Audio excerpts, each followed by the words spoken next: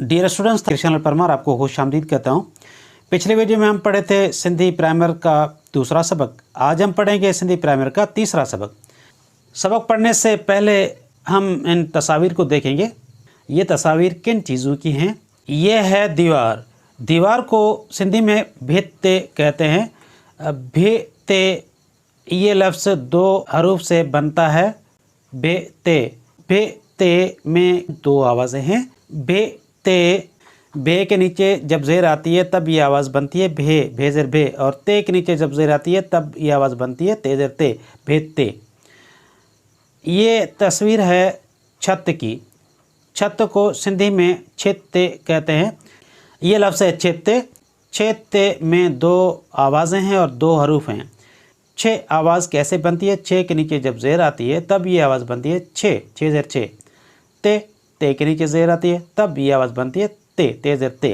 तो आइए पढ़ते हैं सबक को पहले हिजे से बाद मेरा वासे। सीन ज़बर स, बे ज़बर ब, खौफ पेश को, सब को, टेज़र टे, ये वाव नून पेश यूँ, टे यूँ।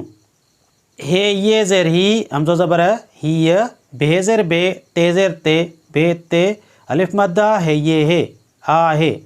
हे ये ज़ेर ही, हमज़ो ज़बर है ही, छे ज़ेर छे, ते ज़ेर ते, छे ते, अलिफ मद्दा है ये है, आ है। अब पढ़ते हैं रवा से। सबक को ट्यों, ही बे ते आ है, ही छे ते आ है।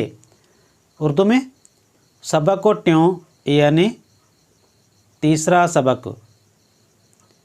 ही बेते आहे का मतलब है ये दीवार है।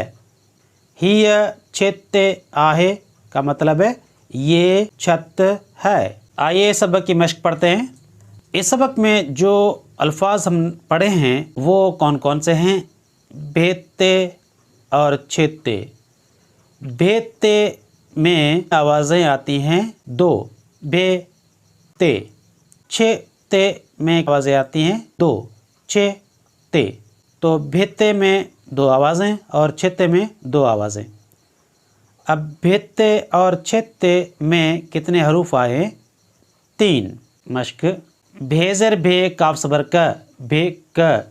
दरिया या नदी का किनारा जिसकी ढलान न हो, सीधा हो, उस किनारे को भिक कहते हैं।